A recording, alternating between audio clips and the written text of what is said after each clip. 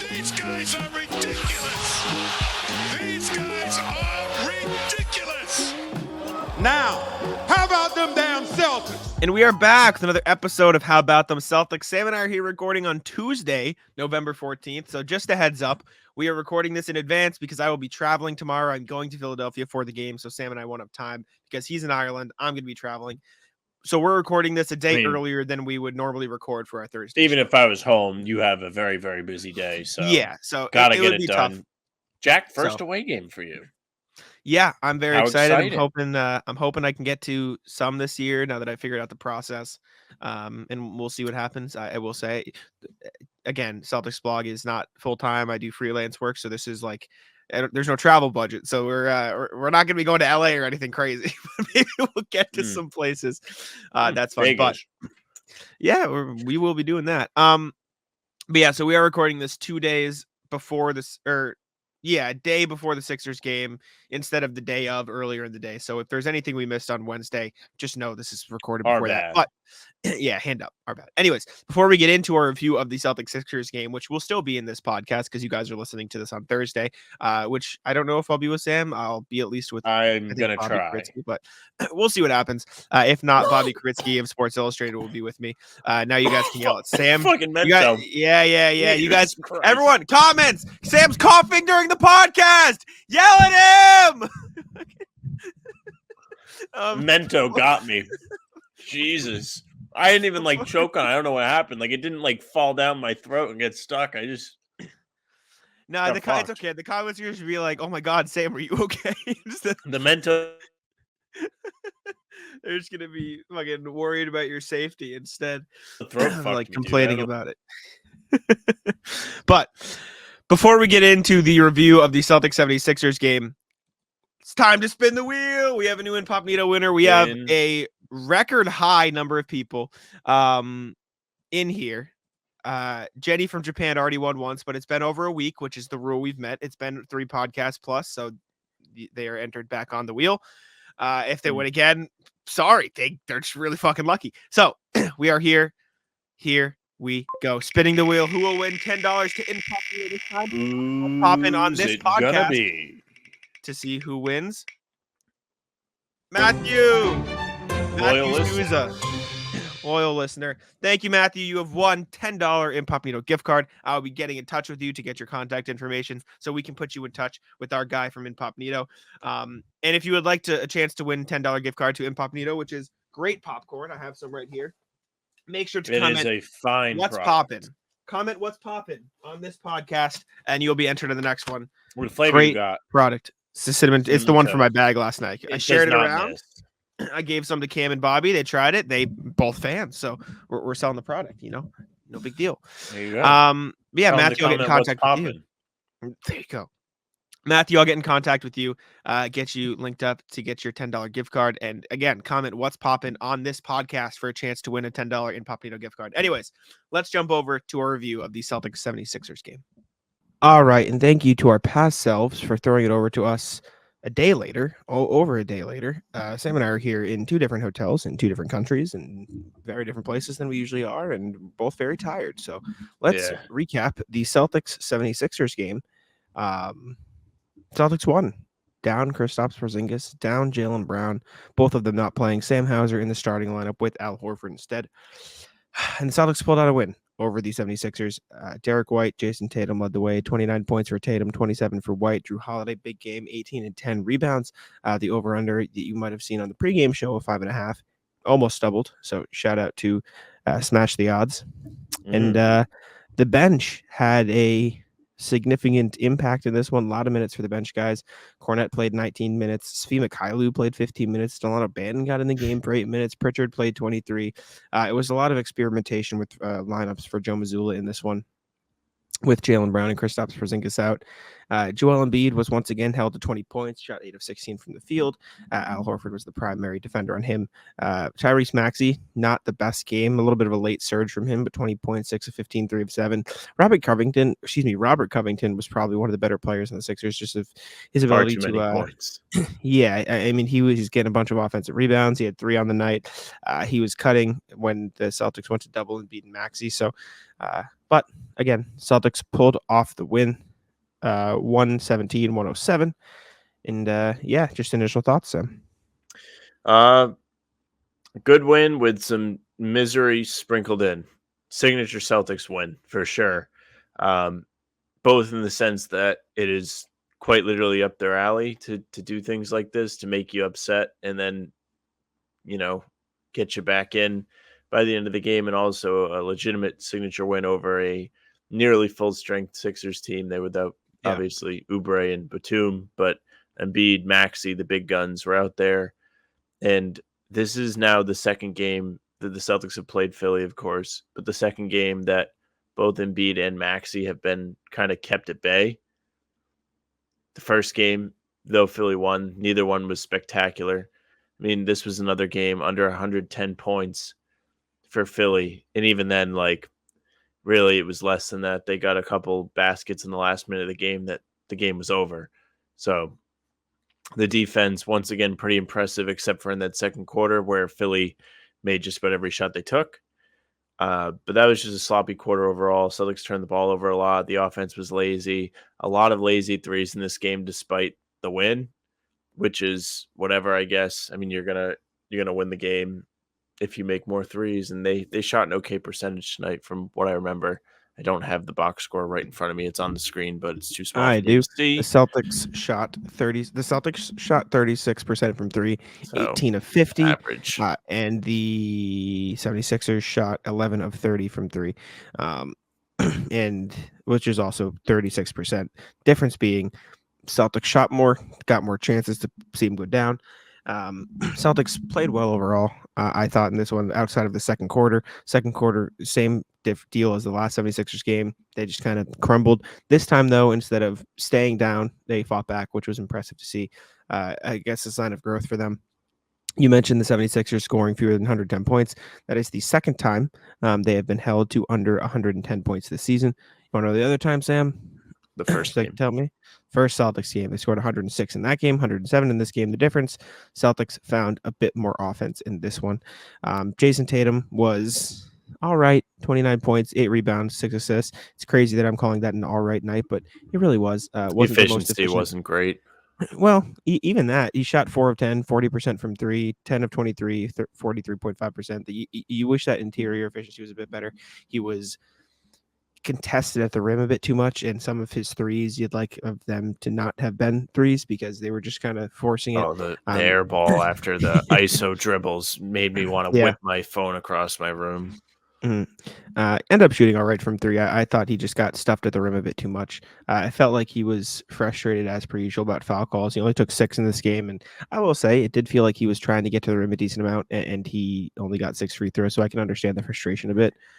But still, good. Derrick White, okay 10 free throws. Crazy. Yeah, and then Derrick White out here, probably the most impactful player in this one. 27 points, 3 rebounds, 5 assists, 7 of 12 from the field, 4 of 8 from deep, and 9 of 10 from the free throw line. I'm writing about it for Celtics blog, but there was a stretch in the fourth quarter. There was around 9 minutes left. Celtics were up 7, and then Paul Reed made a free throw, and then Jaden Springer stripped Jason Tatum and got a dunk, and then Peyton Pritchard missed a layup on a putback, and then DeAnthony Melton made a 3, and so they brought it back to within 1 in under a minute, and the crowd was roaring, and then Derrick White said, "Okay, shut the fuck up. I'm gonna do a lot of good things now," and he kind of just got a 3 and then got a layup and then ran the pick and roll with Luke Cornett and dumped the ball to him and got him free throws. Derrick White was just all right, Derrick White time. Sorry, Philly, you lose. I'm just going to, be better. And this is pretty irrelevant in terms of, what mattered on a play-to-play basis for Derrick White, how he impacted and, all the shots he made and the good things. Derrick White had a block on Tyrese Maxey and they just didn't count it as a block. And I just want the audience, the opinion in the comments of if I'm crazy, because Bobby and I were sitting at the game and we're both like, oh, that's a nice block for Derrick White. And we looked down at the box score and it just didn't count as a block. And it just counted as a maxi miss. And I don't know how this can possibly not count as a block. So I'm going to share this quick just to show Okay, we'll go to the y'all review. what I'm talking about. Give me the VAR, please, and tell me how this isn't a block. Yeah, that's a clear block. It doesn't count. Derrick White 0 blocks this game. Wow, that's That's robbery. crazy. That's the That's what home. I'm saying. See, you think if you're the Sixers scorekeepers, though, you would want the block, so like he Yeah. didn't actually miss. Yeah, I agree. Speaking of But- blocks, Al Horford 5 blocks, Yeah, big night for Al Horford in this one. monster game. I mean, I said Derrick White was the most impactful player. You could argue it was Al Horford. Al Horford loves saving his threes for Philadelphia. He really loves it. does. That's all he does. After the game, I think it was Gary Washburn asked him, like, what do you like about Philly and playing here and the environment? And Al Horford just cracks a smile. And Gary asked about a moment of him after the game where he was interacting with some Sixers fans on the sidelines. Yep. And Al He had Horford something to say. splashed a 3. And then Al Horford said, let me find it here just so I can correctly quote it. Sorry, I'm in my timeline. He said there were some fans in the front row talking, and I just love it, man. When I hear them, when I hear that talking, it just gives you a little extra. So I appreciate them. They always do that in the corner here in Philly. Some people go off in a different way, but me, I like it. Then he was asking, do you like the reception you get? And he goes, well, you know what? Yeah, I do like it. And for those wondering what Al Horford might have done, to those fans, you just blow them a little goodnight kiss. Yeah. So yeah, shout out Al Horford, and while you talk about it, might as well we can just watch his 5 blocks because why not, right? Why not watch him? But yeah, Horford was great in this game. Yeah. Are you putting the blocks up? Yeah, it's up here. Oh, sorry, I always forget to share the correct tab because I switch from tab to tab when I show things. Yeah, Al Horford, after he wasn't even great on Embiid the last time. Motherfucker, you just said they played it's him. my turn to talk. Sorry, when you said I can't see you right now because I'm fixing the screen. So when you said Okay. did you put the blocks up? I assumed you were didn't I don't know. I just assumed you don't want to talk. But here, okay, yeah. Yeah, it was really awesome to see Horford show up in this game against Philly, right? This is one of the few teams they really need him to be the best Al Horford he can be. Other games, you don't necessarily need him to show up. You can avoid, you can deal with him not playing the best and you can just go other directions. But when you have somebody like Embiid on the other end or a Giannis, it's just such a signature way for him to show up by defending them. He's always been great against Embiid. He's always really good against Philly. But man, was it a huge help tonight with Porzingis out. That was a big question mark. And I think this performance at least has to make you think about next time the Celtics play Philly, who's going to start? Is Horford going to get more minutes? Or at least is he going to finish the game? Is he going to be the one that gets the brunt of the Embiid assignment? Because last time it was the Jrue Holiday story. We did the video on it yesterday. He's good. And he was good too. But Horford is just another level. I kind of forgot. And I was like, oh, does he still have it? Is he too old now? It's been 6 months since the playoffs. Is he finished? And no, clearly not. So very happy to see that from him. Threes. Yeah, it wasn't great in the playoffs either. So I mean, it's a valid defense. Yeah, no, I know. I was just saying, you said, it's been X amount of months since the playoffs. I'm like, well, he wasn't the best showing from him in the playoffs either. So it's a valid thought to have of is he starting to get a bit too old? But nah, he is. He's still chilling. He's still Big Al. And I mean, my question then is, if you start Al Horford instead, who do you bench or you close with Horford? Even who? It's just Porzingis hits the bench instead, and if he's not on that night, because I don't think you can bench Jrue Holiday or Derrick White. Unless one of them is super cold. Depends on the day, I guess. Yeah.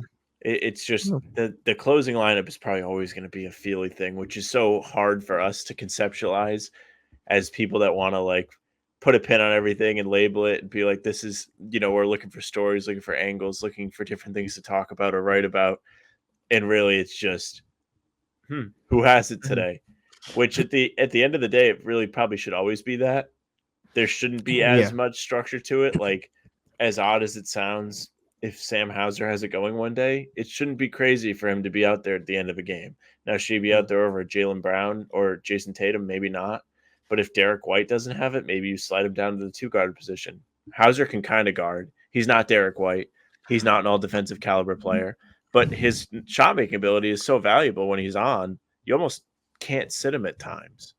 I was just gonna say, Sam Hauser in this game shot 3 of 9 from the field and 2 of 8 from deep. It wasn't a great shooting game from him, but he was Brutal like, day for Hauser. but he was like a legitimately like good defender in this game. Like Yeah. he was making actual good plays. He was, I think, cognizant of the fact that he wasn't shooting well, and he was driving a lot of closeouts and making passes. Like he was doing a lot of things that made you forget about the fact that he was having a cold shooting day. Like I came into this expecting to say, "Oh, good night for Hauser," but he didn't shoot well. It's just because he was like making an impact in other ways, which was nice to see. And you need that from guys like him. Also, something I noticed: Tyrese Maxey in a 10-point loss was a +9, which is just kind of really impressive that he was that impactful when he was on the floor. Embiid He had some -25. crazy makes. He had the and one Yeah. at the end of the game when I think Mhm. Tatum had just made it 8 with the 3. And then they Yeah. immediately, or no. I think that was when they called the foul and then overturned it. But there was one Yeah. crazy make he had on an and one, and I couldn't believe it dropped. New FanDuel customers can bet $5 and get $200 in bonus bets, guaranteed. Plus, all customers who bet $5 will get $100 off NFL Sunday Ticket from YouTube at YouTube TV. No, I remember it was a layup, I think it was. And he made it late in the game. And I remember thinking to myself, oh, that's kind of a weak foul call. Should Joe Mazzulla challenge it? But then it's like, okay, well, he made the shot. There's no point in challenging it if it's like Mhm. if he makes it. So I actually had the same Maxey thoughts was when you mentioned that. yeah, Same right. thought process. Like, this free throw feels like a big point regardless. Like maybe they should challenge it. And then he wound up hitting on the big challenge. So good for Yeah. Matt Reynolds, good for Joe Mazzulla. Just all around good game. There was a stretch there where Joe didn't Here it call a is. timeout. Yes, it was before Derrick White went on the run. It was Yeah. Joe talked about it post game. He said, "I thought about calling a timeout, but then I saw the ball in his hands. I'm like, you know what? We can get to a spot. I'm confident in his ability to run a play. Let's let him do it." And good for him. And it didn't Good coach happen game. right away, but Mhm. it was also a stage where if he called timeout, maybe Embiid gets back in the game early, and you really don't need that at that stage when Yeah. you're trying to hold off Philly. Like, keep Paul Reed out there as long as you can. Keep Embiid on the bench. You don't need that kind of presence to try and get a stop. Well, I Mhm. think it was Max he was cooking, and also Melton couldn't miss today. Mhm. Melton's 5 a of fine 6 for player. Melton. Yeah, Melton's a good player. It is funny though, because you said keep Paul Reed off the floor. He was a +15, and Jaden Springer was a +20, and Embiid was a -25. Springer's a And I good know player. those Springer is good. This is the Maxey make, by the way, that I believe you were. Celtics had just gotten it to an 8-point game. Maxey Yeah, he drives goes on a down collapsing defense. because Yeah, no one's there for him to hit. That's why he yeah, fell. It's because there was yeah. This nobody. is a really lame foul call. There's no foul on this play, but he got the end one anyways. Yeah, there's no foul on that play. There were a lot of those during the game. I like the Celtics bench unit, like Banton, Svi, Sam, or just the rotate, like the bench, like normal bench players, I should say, Hauser, Luke Cornett, like they were all getting a lot of really tough calls. And in my head, I was just like, are they just like getting these calls because the refs are not used to seeing them on the court? Like, are the refs just not respecting them because they're not like regular rotation guys? Like that's genuinely what it felt like at times, because some of the calls were a bit baffling, especially against Svi. I thought Svi got a really bad whistle in this game. Anyways, last thing I did want to talk about before we get out of here, and it can be brief, is I want to do a rapid fire, and it doesn't have to be grade. It can just be general thoughts. And since it was a new thing that we saw Svi play a little bit more, Banton and all these bench guys, what did you think of all the guys who don't usually play? And we'll just go. Good I mean, idea. we talked about Hauser already. We can go Banton, Pritchard, Mikhailu, Cornette, but let's start with Pritchard because I feel like we'll start with the guy who plays the most, anyways. So what do you think of Pritchard So in this one? Quick fire. I mean, Pressure didn't have it really that great offensively, but he did have some moments where it was like, okay, good job, Mhm. good work. Like, I guess he wasn't detrimental to the team's success today, which is always a good thing when you're getting minutes. You don't want to be, oh, that guy's the problem. You don't want that to be obvious. Like, let's see, what did Pritchard finish with? 2 of 5 for 5 points. Not bad. Not bad at all. +7. Can't complain too much with that. Also had 3 assists. He had a nice pass to Derrick White at one point as Pritchard Get a ran nice the one to Hauser baseline. White too. looped around. So Yeah. that was good to see. As for let's see. Who do you want to do next? Banton? Yeah, we can do Banton. Pritchard was also, I know he smoked the layup, but Pritchard was good on the glass again in this one, which was good to see. So give him credit for that. Yeah, layup was unfortunate. Excuse me. Yeah. Banton played 8 minutes, 17 seconds, 1 for 4. Dude could not hit a shot to save his life. It was bad. He smoked a layup. He missed a 3. Yeah. I was counting missed layups in this one, so if Joe quizzed me again, I would be on top of it. They had 3 in the first half. Pritchard missed 1, Tatum missed 1, Banton missed 1. Don't worry about it, Joe. I got you. But Banton could not make a shot, but he grabbed 5 rebounds and had a nice steal. Like, he missed a shot, and I remember he went back up the court, got the steal, and then the Celtics got a point in transition. So as much as he couldn't make shots, like, I do think Banton was effective in other ways, which is nice. And that stuff's good. I would like to see him make shots. I don't think you're going to forever get away with that, especially against a team like Philly, who punished them the last time they played because the Celtics couldn't buy a basket. So they really made it difficult on Boston when they couldn't make threes. I don't think having Banton out there in a real game against Philly, I guess this is a real game. The Celtics were the ones that were down guys. But, like, I don't think in a playoff game it'll work. I was literally about to tweet, like, get Banton off the floor. Then he had a steal. Like, he made up for whatever error that I was pissed about. And I was like, all right, I'll leave him alone. So he was like C minus, like around that. I'll back it.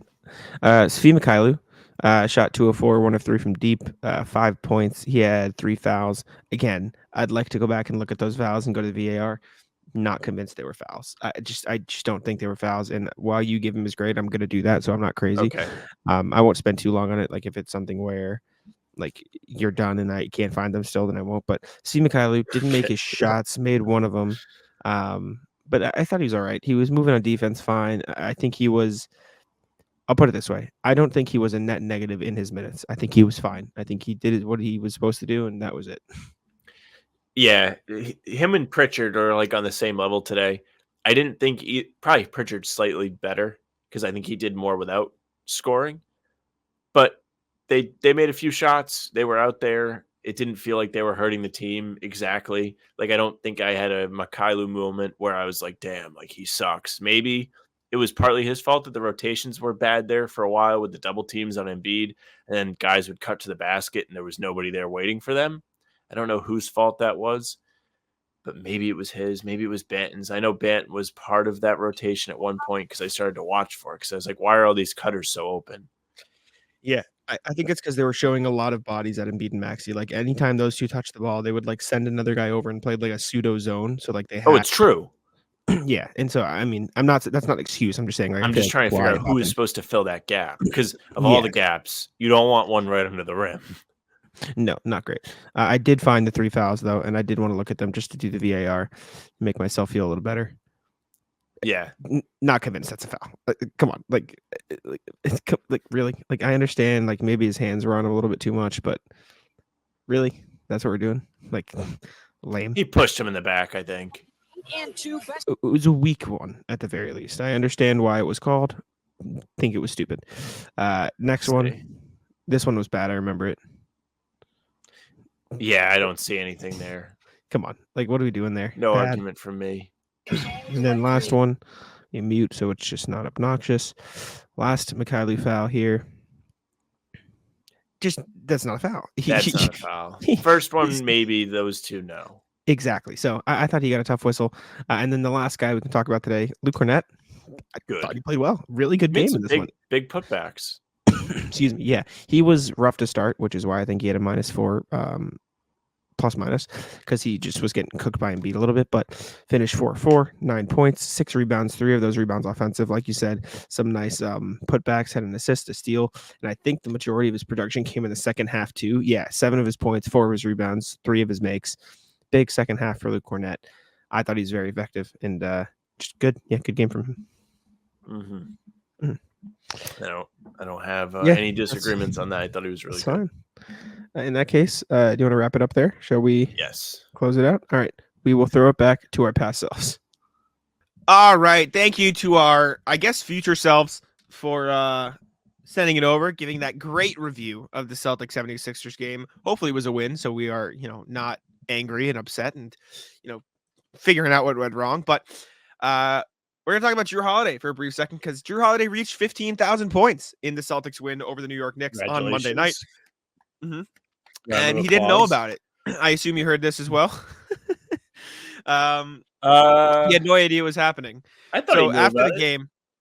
after the game, they said, Jrue, what do you think about reaching 15,000 points? And in an article from Jared Weiss, or I think he was just saying it in the locker room after the game, he was like, honestly, had no idea. I, heard my name said a bunch. They heard the crowd yelling, and I looked up and I was like, oh, cool. That's cool. Jrue Holiday just didn't give a fuck. He just wanted to win the game, and that's all he was worried about. Respect. That's what you should want. But it's funny because I knew about that going into the whoever they played before game. Yeah. I think it was Toronto. He was able to. He had a chance to hit against them, and he didn't do it. That's funny that he didn't know because, I knew, and I'm an idiot. So, Yeah, Jared Weiss wrote about it. He said, when they started cheering, I heard my name a little bit, so I figured I did something wrong. He just assumed that he fucked up. Wait. Yeah, right. Jared asked him, what means the most in his long list of accomplishments. He said, winning games. That's the only thing that matters. To be honest, it's cool to get these accolades, but the biggest one is winning. Biggest one is that trophy. Yeah, respect. Banner. Good for him, and he's got one. Hopefully, adding another ring, and this time in the city of Boston instead of Milwaukee, which would be very, very cool. Next thing we have, Marcus Morris spoke with Brian Robb of Mass Live about Boston and in his love for Boston. Marcus Morris obviously recently traded to the Clippers in the James Harden trade, which is working out for the Sixers. Philly. Huh? Clippers. Philly. Oh, sorry. I meant traded to the Sixers in the Clippers trade for James Harden. Marcus Morris in Philly. When asked about it, he said, that's my family. I had a great time my couple years in Boston. Great time. Great fans, great fan base. I'm talking about the 76ers now, though.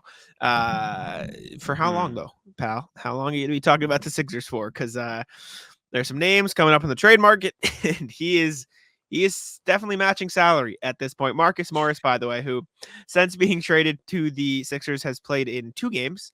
He's averaged 6 minutes a game, and he's averaging 1 point. So not exactly getting some run with the 76ers. Sucks. Yeah. I wonder if he'll turn against them like he did the Clippers. Because he kind of got sick of the Clippers, man, because they weren't playing him. Not a good look for Nick Nurse and the boys not playing Mook. Mook can ball. Maybe not anymore, but he at one point he could ball. He was a good bench scoring option. Might not have liked to pass the ball, but he could get you some points. That's for sure.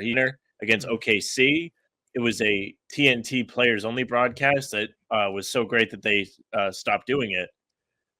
And they had no words. Just Kevin McHale getting very excited to see his former team down OKC. No play-by-play. It was just, that was it. Yeah. There's no way Marcus Morris returns to the Celtics, right? Am I crazy? I don't think it's a possibility. I don't think it's needed either. Doesn't seem like it. I don't know if he's going to get bought out. I think they would have already got rid of him if that was the plan. Yeah, I think they'll save him to trade him, and then if the new team that does trade for him buys him out, I still don't think there's a place for him on this team. I don't think he'd get minutes, and I don't think it's a great fit. I think if the Celtics target anybody in the buyout market, it's going to be a big, and even that, I don't know. The opportunity for a Morris return is sailed because Sam Hauser got his head out of his ass and is making threes again. So there's really no need to go in and get another guy. There's just not. Yeah. I agree. All right. The next thing though is something that happened to me when I was at the Celtics Knicks game on Monday night. Afterwards, we were talking to Joe Mazzulla at his press conference. All the questions were asked. That was the last question. And I asked my question. I'm like, Joe, when you get off to a cold shooting stretch, obviously Sam Hauser, he shot well, but everyone else on the team was struggling. How much of a balance do you find between sticking with the, sound offensive process? Like you were getting good shots. How much do you stick with the shots you were getting because they were good shots versus trying to switch it up and do something else? And Joe Mazzulla said, can I ask you a question? Do you know how many layups we missed in the first half? He's like, we missed 4. How come nobody ever asked about that? And joking. And then he was basically like, I think those were the bigger problem than threes, blah, blah, blah. He was and a dick to up. He was joking. I don't think he meant it, but he's very sarcastic. Jack's the kid that he gets picked on and he's like, no, they're chill. They're my friends. They're my friends. Yeah. And then I asked him again. I was like a follow-up, and I said, even with the missed layups, like how much do you have to fight against the mentality if you're a player saying like, this isn't working, let me try something else, like versus just keeping with the process because the process works. And Joe Mazzulla said, well, if I could come up with a better, shot than a layup or a three, that'd be great. Like you can't kick the ball in, they just weren't falling. And then he finally gave me the answer I wanted. I just wanted to hear about, oh, we're going to the post ups more this year. We're switching up the offensive game plan that way. And so it worked out in the end. But I saw someone comment on the last pod about it and just thought it was funny. So it was entertaining. And going in, I was I can pull it up so you guys can get the full thing here, but we were walking to the room for media post game, and I told Cam I was thinking, oh, I think I'm gonna ask this, and Cam goes, oh, you're gonna ask about threes? Good luck, buddy. And lo and behold, I got clapped. And so let me pull up the clip. That's new rules. Just don't ask about threes. Yeah. So let's see. We're struggling. You can catch the end of my question. Threes. It felt like the offensive process was there, but they just weren't falling. What's the balance in your head between keeping that offensive process? You can see him like smirk when he thinks of his response to score, especially when the Knicks are making so many tough shots. That's a good question. You know how many missed layups we had in the first half? No one notices those. We had 4 missed layups for shots at the other end.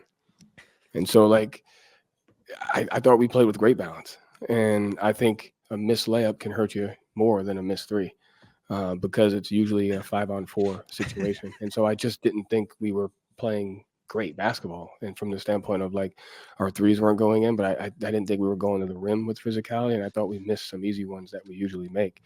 And so I think it was just a matter of how can we just continue to work through that. Well, just even the missed layups, like just the reality of this isn't working, like the tendency to go something different. Like, give me the answer I'm looking for. The process is right, stick with it versus like the natural mindset to like. I mean, if I could come up with another shot besides a three or a layup, I'll do it. But you can't kick it in. I mean, we couldn't throw it in the ocean. So, I think this year what we have that we did last year is we go to like our post up, and that's. That's literally all you wanted him to say. To a different spacing. It allows guys to give them a comfort level, and it helps us get to the free throw line a little bit. They beat us at the free throw line. Yeah. So he dunked on me. He dunked on me a little bit. He's like, fuck this guy. But it is what it is. I mean, Joe's a very sarcastic. So no person. beef. He does that that's the verdict. Clear in the air on that. I mean, if he can do it to Gary Washburn, maybe it just means he likes me, right? Elite company, actually. Yeah, right. Anyways, we can move on. Let's check in with our email here, see what we got today. Let me flip on over to the tab. I believe we have some from RJ, of course, shocker. And I believe we have other ones as well. Let me go over here. I had to pull it up. Yeah, put everyone's information on the screen. I had to switch it. Starting with RJ, of course. Let me put on Incognito. What's poppin'? Celtics second half. This is from last night's game against the Knicks.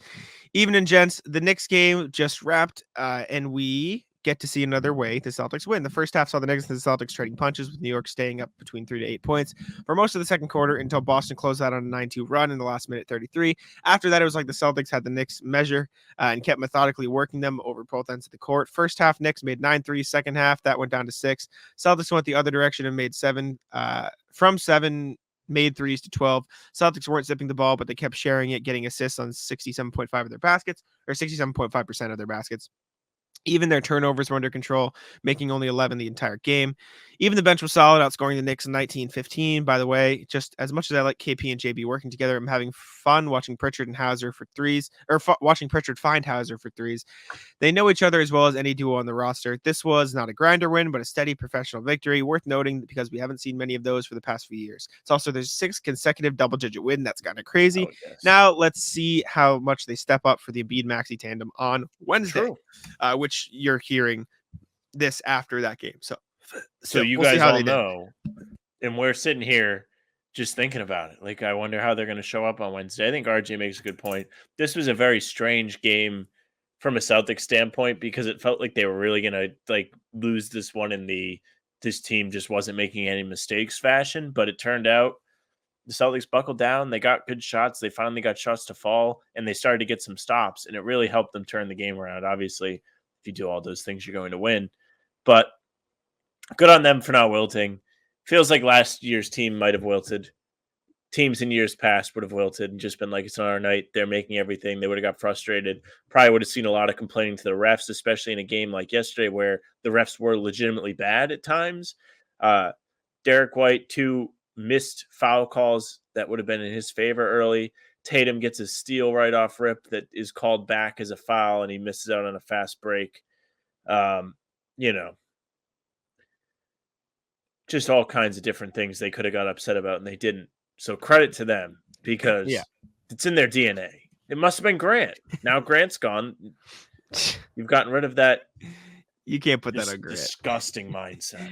You can't put that on Grant. All right, next email we have is from new emailer Pete. We've seen him in the comments, though. We know who Pete is. Thanks, Pete. Jack's thoughts on the Lafayette Inquirer. Hey, fellas. And though not a huge popcorn fan, what's popping? Wait till you have this. Change your life. I didn't want to clog out the comment sections, but I was really curious to hear Jack's thoughts on Khmer, the youth choir from Latvia, who sang at halftime on the C's Knicks. I thought they were really powerful when they played here in DC. And given Jack's show choir background, I figured he'd understand how hard it is to smile while singing, much less stay on key. Love the podcast. Sorry for the comment about checking your phone. X-Not Boomer. Don't apologize. Keep up the work. Good. No, keep him on the rotisserie. Actually, Pete, when you listen to this, please tell him he's a disgusting human being, and he just now coughed, even though he muted his mic. Tell him he should not be coughing. I muted this time. You can't get mad at me for muting. Yeah, good. Hope your Wi-Fi freezes some more, Sam. You yeah, Pete, thank you for the email. I thought they were really good. Before the game, I was walking along the court with Bobby Karitzky of Sports Illustrated, and Khmer was warming up like somewhere. I don't know where they were, but I could hear them in the arena. And I go, Bobby, you hear that? And he goes, what? I'm like the choir. He goes, what choir? And he goes, do you mean the cheering? I'm like, Bobby, listen closer. That's a choir warm up. And I think just because like I did it for 4 years in high school, like it didn't click to me that other people wouldn't recognize what that sound is. And so I was like, what the fuck are you talking about? Everybody doesn't know about this? I heard them warming up before the game, and they were really good. You're correct; it's not easy to smile and stay on key while singing, but they were really good. I was impressed. I didn't know they were an amateur choir until I was informed, which is even more impressive. But they were really good. The crowd liked them. The echo. Yeah, there are paid choirs. There are like professional Kids, choirs. No, amateur choir doesn't mean young. It just means like not paid. Yeah, They're like they were a youth choir. Oh, I didn't know youth. It says youth choir. I looked it up and it said 16 to 30 when I Googled Khmer Okay. choir. All right. I could be wrong. My bad. Motherfucker. Yeah, no, they were really good. The echo in TD Garden like worked really well. I thought it was impressive.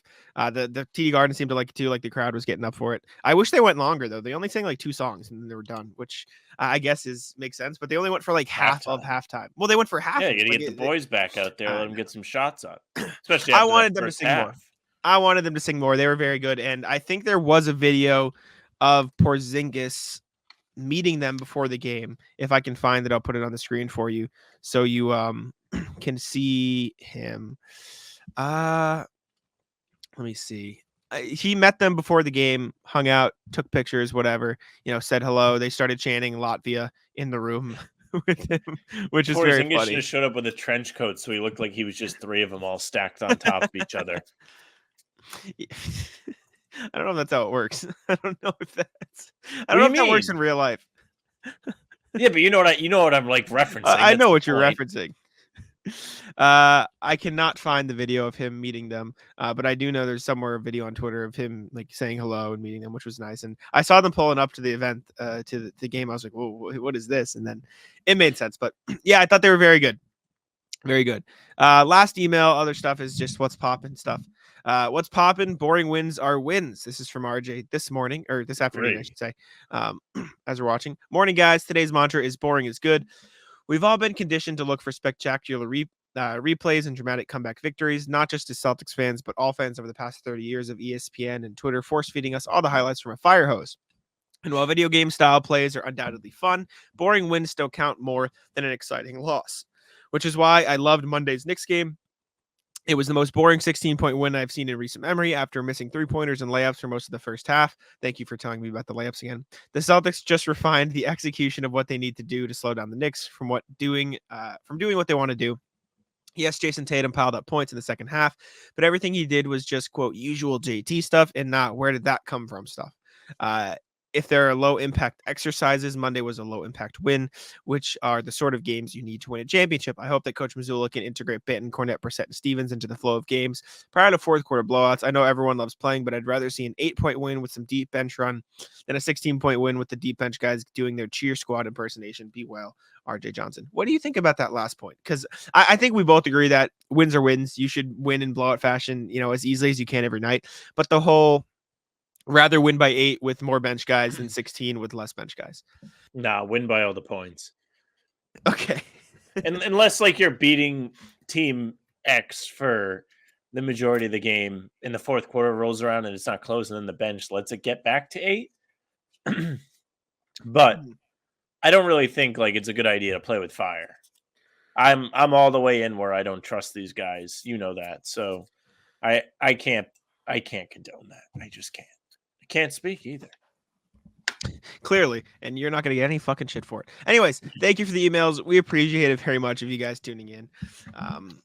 And yeah, we will move on to the NBA portion of the programming and do our podly instead of weekly. Podly, is that, can we make that a word? Our podly check-in of around the NBA. Anything? What have you noticed around the NBA? I know you've been in Ireland, so you might not be keeping up, but any storylines that have popped into your head early? Well, I built the sheet, but yeah. Standings wise, no, not off the top of my head. I saw the drama, but in terms of actual games being played, I'm gonna have to take a quick peek here and be like, oh, that happened. Oh, that team won, because I don't know off the top of my head. Admittedly, kind of bad by me. De'Aaron Fox came back yesterday. Oh, time out. We need a tech. Oh, Washington blew a massive lead. We need a tech, because I asked you, what have you noticed? And you go, well, I built the sheet. Then you go, actually, I probably should know more. You can't say, oh, well, I built the sheet, buddy, and then not have a fucking answer to my question. You don't get to mock me and then. Well, I didn't realize you were asking about like the standings part. I was asking you if there are any NBA stuff that you've noticed that you want to talk about, because we're on the NBA check-in promotion. Like the order of the sheet is standing stuff first and then the news. Yeah, I know. So I put all the news on there. Standings is just like, how teams have been doing. I was like, is there any trends or anything you're noticing? The Washington thing is of note. I didn't go in depth on that today. Yeah. The Washington thing is of note because they were winning by as many as 23 points. They were murdering the Raptors the whole game. They were up by 23 in the third quarter. They were up by as many as like 16 in the fourth quarter. And then they lost. And then they lost the game. I don't know what the exact run was. Respect the tank. Yeah, I don't know what the run was the Raptors went on like to win the game, but the Wizards didn't score for the final 7:25 of the game. The last 7 minutes, 25 seconds.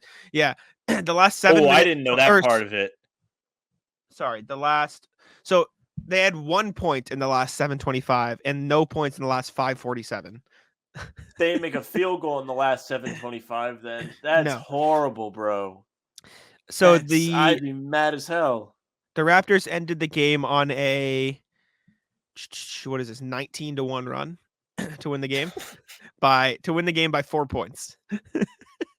If you're Washington, I guess they're trying to lose. Like if you're a Wizards fan, you're like sneaky happy about that. That's almost like a lost win where it's like we lost the game and we're helping our tank, but we could have beat you if we wanted.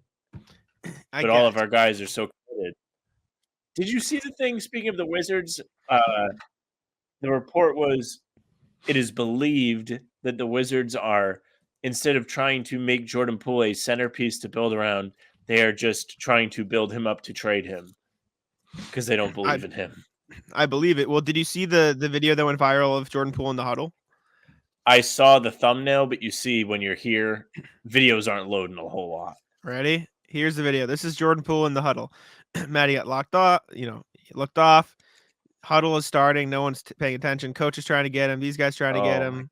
Danny Gaff trying to get him. This guy tells him. He goes, "What do you want? Shut up!"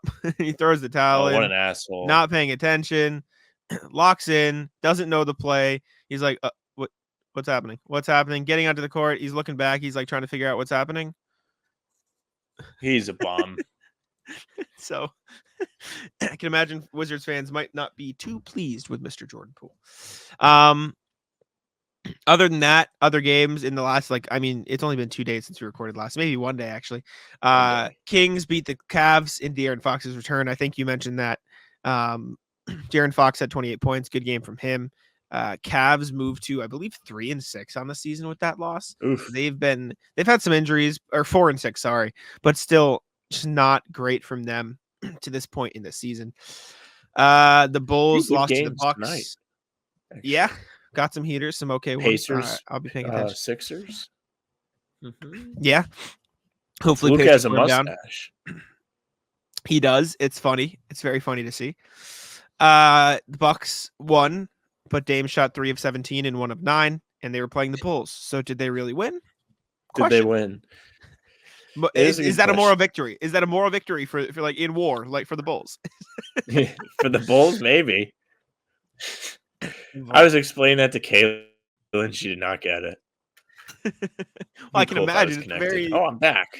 Very niche, Yay. very niche thing. But speaking of the Bulls, we can just dive right into our next thing, which is Zach LaVine. Trade rumors are kind of ramping up here. Shams Charania of The Athletic had a report. He tweeted out saying that LaVine and the Bulls have a, quote, increased openness about exploring a trade and are probing the availability. Both sides are open to it. Brian Windhorst, ESPN's on NBA Today, said scouts are jamming themselves into Bulls games. I think we talked about that briefly. Casey Johnson also mentioning the Bulls held exploratory talks centered on LaVine during the offseason, blah, blah, blah. And then he also said players are very aware change could be afoot if matters don't improve. 76ers will reportedly check in, but are happy with their 8-game win streak. They might blah, blah, blah. And then Sam said they might be smarter than we all thought. Yeah. Anyways, what do you make of the whole thing? So I think you're the biggest winner in all this. Me? Yeah, you're the biggest winner because you finally get some real stuff to write about Bulls wise. Instead of just, should they blow it up? Now it's like, sounds like they might actually do something. Now that they're horrible. They're actually acting on the fact that they have no chance to compete. And they might move off of LaVine. You have all these possibilities. I don't really know off the top of my head what the best landing spot for the team getting LaVine would be. Is it really Philly? Philly's fine without him, just like the reports say. Like, do they really need to shake things up to go get this guy who's never proven himself to be much of a winner? I know the fit and the lack of attention he may get from defenses will make it easier on him, but still, like, your 8-1 is Philly. Like, what do you care? Who else could be? Well, then let me ask you. That's Knicks? what I was literally just going to ask you. I've seen the Magic a lot as like, okay, this couldn't be too bad for them. I could see it from Orlando, but I don't know if I like it for them. I can see them being like, well, we're close. We're ready to take the step. We need to add a guy. I just don't think I think the most intriguing part about it for Orlando is you get in who would be by far your best offensive shot creator. I mean, their best offensive shot creator right now is what? Cole Anthony, and he's good, but he's more like a Lou Williams, like bench guy. It seems like that's how they want to play him. Sure. And your backcourt would go to, whoever you want to start at point guard, Jalen Suggs or Anthony Black, because you'd probably have to trade Markelle Fultz and Zach LaVine, which is a much better offense. And the issue then is, could your defense stay just as good with LaVine? That's what you'd have to work around. But they have a good defensive roster in place to make that work. And so potential trades would probably have to be like John Isaac. I mean, you could theoretically get it done without giving up Markelle Fultz. If you're the Bulls, you probably push for Markelle Fultz because you want to get a point guard in to at least help. Actually, but then if you're blowing it up, you don't really need a point guard anymore. So you have to trade at least 2 of John Isaac, Gary Harris, Markelle Fultz to get LaVine. And then after that, you'd probably have to throw in a Joe Ingles or a Mo Wagner in the deal to finish the salary because Zach LaVine makes $40 million. Which, again, I don't hate it for Orlando because that would leave you with Jalen Suggs, Zach LaVine, Anthony Black, Cole Anthony, Franz Wagner, Paulo Banchero, Wendell Carter Jr., and Jet Howard and the rest of your young guys. Like, that's a good roster. That's a solid team. And Zach LaVine would be, I would almost see it as similar to, he might be the first option in the short run, but he'd be a third option in the long run. Or you could treat it as a Heat situation where your first offensive option isn't technically your best player, right? Like Tyler Hero has acted as the sort of offensive focal point for the Heat, but Jimmy and Bam are better players. It's just you turn them up when they matter, and then you take away heroes. And so I don't hate it for the Magic. Do I think it's perfect? No. And if you're the Magic, you have chance to wait on perfect. So I think that's the key. Yeah, I suppose, and I think they have enough guards where they can afford to make the swap, kind of like what you suggested. They'll be all right, and then they'll match salary. But I'm just trying to think of like other situations where he can work. Now, Houston, another Houston has to be idea. the perfect. Just like add all these guys that kind of suck to the team. Well, yeah, would they rather just keep the defense intact and be like, if I'm Houston, I don't want him. But I'm just saying, like having went and got Fred VanVleet and then Dylan Brooks, who everyone thought sucked. Speaking of keeping the defense, speaking of keeping defense intact, if you are the Minnesota Timberwolves and you say, "Hey, here's Karl Anthony Towns, give us Zach LaVine," I don't know. Why? I don't think Cat's very good, but I forget who it was that I heard talk about it. And having him and Gobert and Naz Reid, while it does leave them with a surplus, it also does leave them with two bigs on the floor at all times, which is something that makes them different than a lot of teams. Like their double bigs, though at times can be redundant, are still effective. Like they're good on the glass. Gobert is able to be a rim protector again. Like they're gelling. Like it's not broke right now, so you don't have to fix it. I know Towns hasn't been fantastic. We just literally like an hour ago watched the highlights of him getting clamped by Jrue Holiday for a little bit. But I don't know. Minnesota's got something going over there. I'm not screwing with it. There's no need at this point. Yeah. You let Ant do his thing, see what you got this year, and then whatever happens at the end of the season, you probably are like, okay, we're happy with this. We're happy in the direction it's going, or wow, they underachieved. They probably could have did better. Then you go out and you make a move. I don't think Zach LaVine is worth the let's see on the fly when we're already doing well. Let's shake it up. I was thinking like maybe Sacramento, oddly. I don't know what they would have to do to get him there. But just like they were good last year, but they were good in a way where teams didn't respect them going into the playoffs, and they lost, obviously. But like it was like they were getting picked to lose as the third seed, rightfully so. Like, is it an effort by the Kings to add a third star? What do they have to give up, though? Can they even match the salary? I don't know, but it's just a thought. Other than that, I don't see any major situations where it's like glaring. Like Cleveland. I was just looking at the Kings too.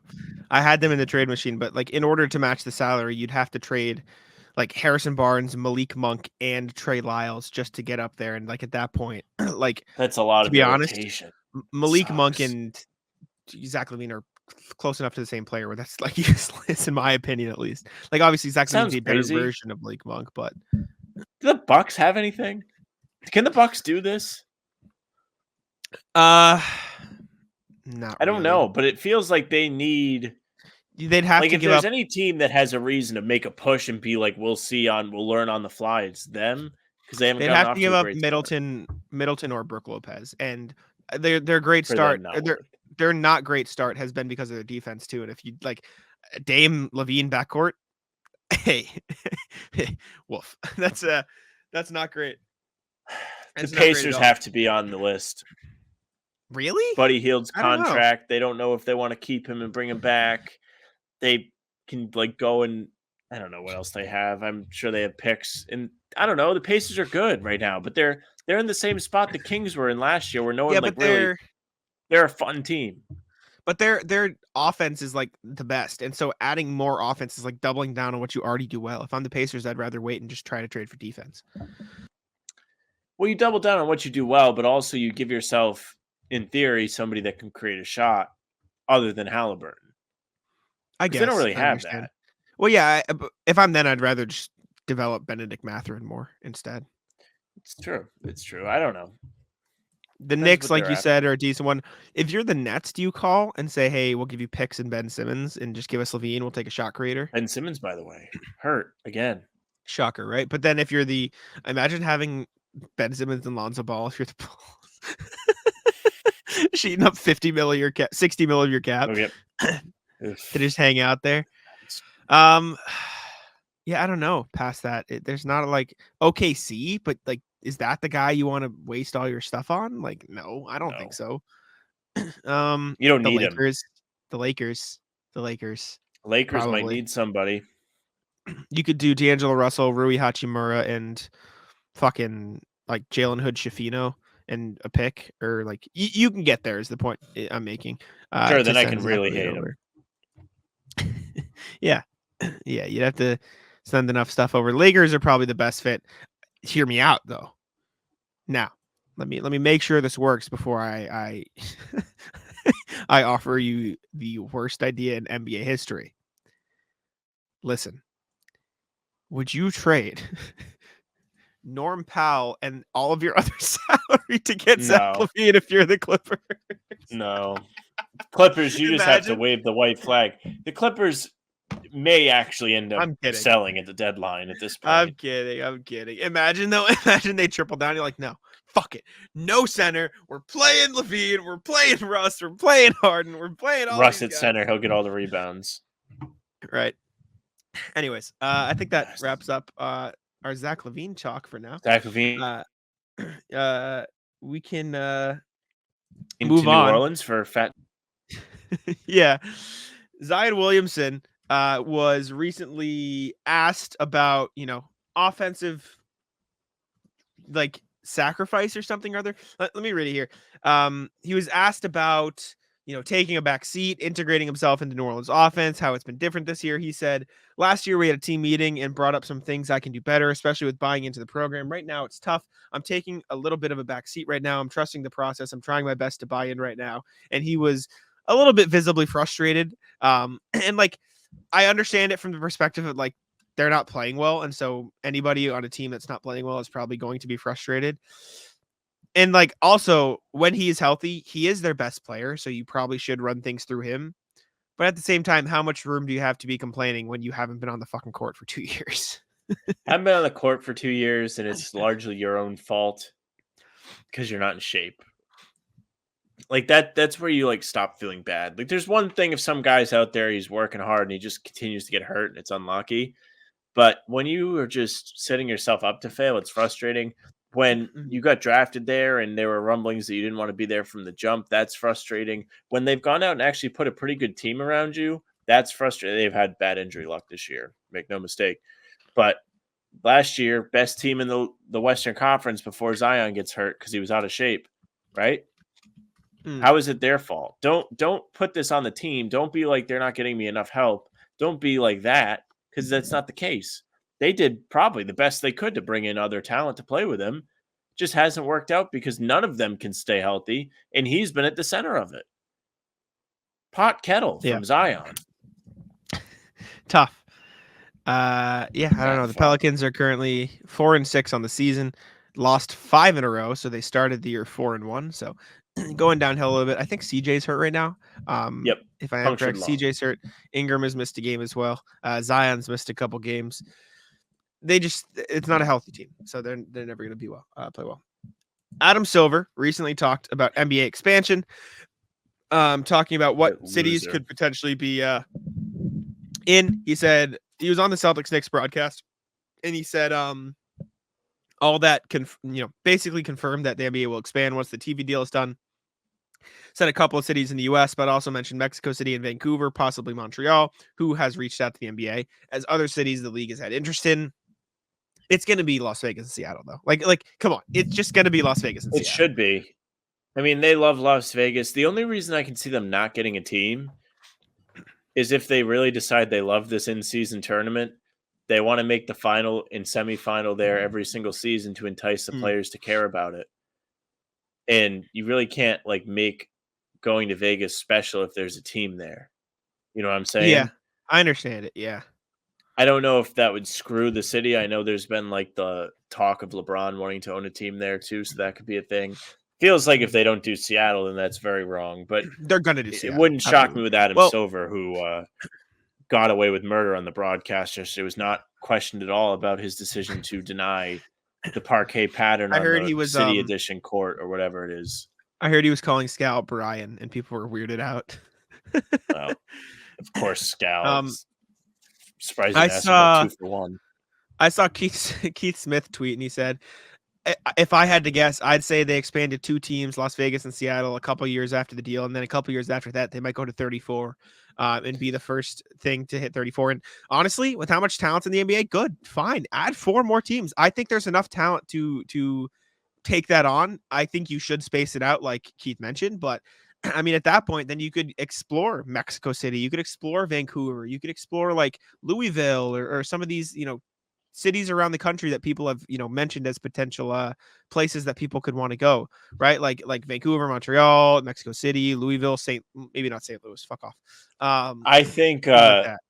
if I'm the NBA, sounds stupid with hockey, but I think they should try and plant more seeds in Canada. The Canadian national team is essentially the second best team in the world. Yeah. At least going into the knockout stages of the World Cup, everybody was like, watch out for Canada, US-Canada final. Obviously, Germany wins against Serbia without Jokic. But powerhouse of a country right now. Jamal Murray, Shai Gilgeous-Alexander, Dylan Brooks. How about that, right? They have some good players up there. RJ Barrett. Why not put more teams up there and entice more Canadian kids to play the game? Yeah, I agree. I think Vancouver and Montreal could be potential good spots, and Vancouver particularly because they've had a team before. So send it Had back. a team before. All right, let's move into the rat list here. Would you like to kick us off? Yeah. Rat list, me. So this morning I had to get up very early. I got up at 2 a.m. East time, 7 a.m. here. I had to get out of the room. We were leaving. And I forgot my converter in the wall. Ooh. So I didn't realize I forgot my converter in the wall until I got to this hotel, which was at 4:30, 5 p.m. here. And I was like, oh, shit, I don't have a converter. I need to plug my laptop in. Like, I was like, I'm not going to be able to do the show. I was flipping out. So, lame by Ireland, who closes everything at 6 p.m. Everything closes at 6 p.m. These people just go home. I went out at 8 to go get food and stuff, and there was nothing open. It was a ghost town, and I'm right next to a mall. But anyways, rat list me for getting the converter. Thank God I got another one because I was flipping out. Where'd you find it? I was like, oh my God, we have to do the pod today. I can't not get the converter. And I thought I wasn't going to find one near me, but shout out to the store that had it. Good for them. Yes, we didn't put 2 Matt shows on in a that. It's row. fine. I know. Rat list banks in general, all of them, everybody. So I talked about it on the last pod. Did I talk about it on the last pod, or was it not? Yeah, you I think at did. the time. I think. No, because this happened yesterday, and so right? Yeah, I think this happened yesterday, so I wasn't ready. So basically, no, but we did the pod yesterday. Oh, you're right. Yeah. So I talked about it on the pod yesterday. My whole thing, mindset is messed up. I got frauded. It's the word. Somebody called me. They spoofed their number so it looked like my bank, and they, got into my account somehow. I didn't give them any of my information, so I don't know how they got into the account, but they managed to with the little information. I didn't give them any useful information. I didn't give them passwords or social or anything like that. I gave them last 4 digits of a card and my username, which was enough for them because I already had the rest of the information somehow. But they didn't take anything. Luckily, I shut my accounts down, blah, blah, blah. I had to go into the bank today to reopen new accounts and transfer all my money. Go out. I was up very late last night working, so I woke up late. I go in. I'm like, hey, this is what happened. Can you help me? They're like, sorry, we only do appointments. And I'm not going to rat list. I don't want to rat list the people because the people were very nice and they felt bad. So it's not their fault. I'm going to rat list the idea that I got fucking frauded and you can't help me right now. What do you mean? So Nobody wants sorry, to work. no. I wasn't there, but nobody wants to work. I can just tell you that. When I used to work in news and we would have to call people and for example, let's just say government workers, not big on working. Never there. Never answering the phone. Okay, go ahead. I'm sorry. They were like, you're good. They were like, sorry, we can't help you. Abington branch, which is like a town 20 minutes from where I was. They accept walk-ins. Call them first just in case. Get to my car, call Abington. They go, I'm like, hey, this is what happened. I need help. They go, yeah, we're busy though. If you come here, you have to wait like an hour and a half. I'm like, an hour and a half? What do you mean I'll wait an hour and a half? Like, plus the fact that it'll take me 20 minutes there and 20 minutes back. Like, I don't have time for that. I have stuff to do today. And so I'm like, okay, never mind. Thank you. And then I have to go to CVS, and I'm going to ratless CVS too, to pick up a prescription for my sister.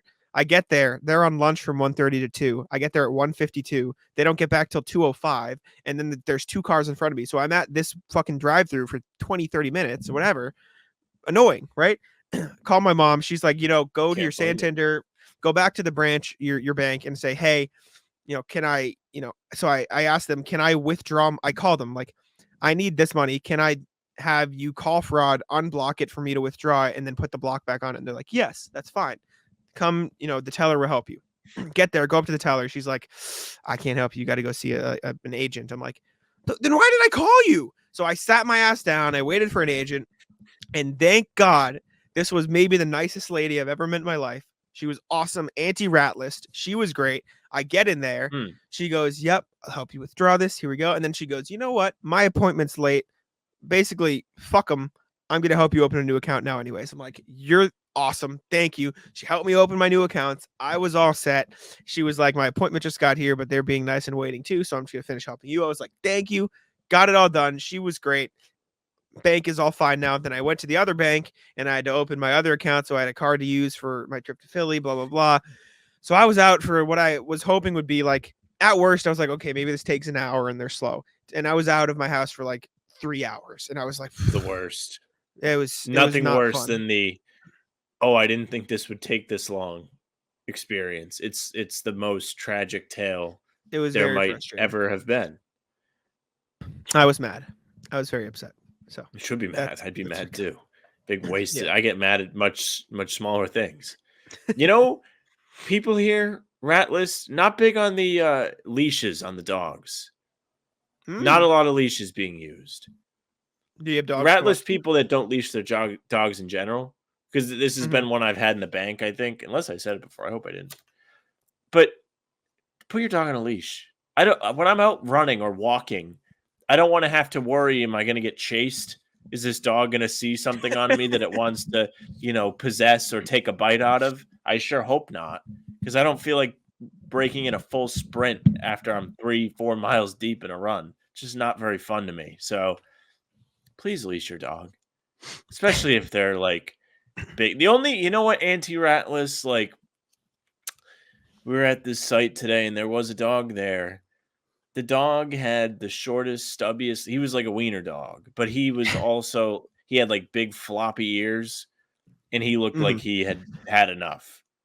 He looked like he was ready for the biggest nap ever. He looked exhausted, fried, whatever you want to call it. No leash on him, but I wasn't worried. You know why? Because he clearly didn't have the energy to go after me. But if you have like a little rat dog that's like full, like a Chihuahua or one of those little small dogs that has a big mouth, loves to bark, leash the dog. Because I can kick that dog. You can kick that dog far. Agree. Sorry, I'm going to ratless. If I'm being attacked, you have to defend yourself. Agree. I'm going to ratless diagonal parking spaces. So both banks I went to today had very small parking lots. And in order to save space, the spots were diagonal. Now, I don't know who makes these parking lots, who draws the lines, but for some fucking reason, people go, oh, it's diagonal? We can make them fucking smaller. No, you can't. You can't make them smaller. You have to make them bigger so I can back in. Dude, like, look, I brought up Google Earth. I moved Matt for a reason. Look at this. How the fuck am I supposed to, like, what is this? This is awful. It's not good. Bad out on diagonal spaces. The other bank was worse because there was only one row on like the edge, and like it was also right next to where people turn in for the drive-through window of the bank. So it's like there's just no fucking room. Diagonal, like make normal parking spaces. Fuck off. Like it's just annoying. Rat. So I already kind of talked about this, but ratless this country for just closing everything. I went to get ice cream today. Not even ice cream, gelato, because I'm like that. But anyways, they have a chain of gelatos here, and I keep seeing them, and they smell real good. Like they make waffles in there and everything. So there's one like in the little plaza here. I did a fuck ton of like walking and stuff today. So I was like, I earned it. I earned it. And I go and like the door's still unlocked. They're like, sorry, we're closed. I was like, what? All right. Like I didn't give them a hard time. Listen, I get it. If the day's over, the day's over. But how is nothing here open until like not even 9? 9 is like the minimum. That right? is weird. Other countries, man. Weird. That's kind of the whole point. But Yeah, weird. weird for respecting like mental health and like getting people clothes and getting them home. Well, like even in the morning, right? Coffee shops are not open before like 9 a.m. Like that's when the coffee shop thrive. I'm a big coffee shop time guy. I'm like coffee shops should be open till 6 p.m. because a lot of people want a second coffee. You get it. You don't get up till like 3. You want to get your coffee. A lot of places are closed. Yeah. Yeah, definitely. I can back it. I don't have any more, Alice. I don't know if you have something you want to close with. That's all I got. So perfect. We can wrap there in that case. You don't get closers in a day. Thank y'all for tuning in. We appreciate you.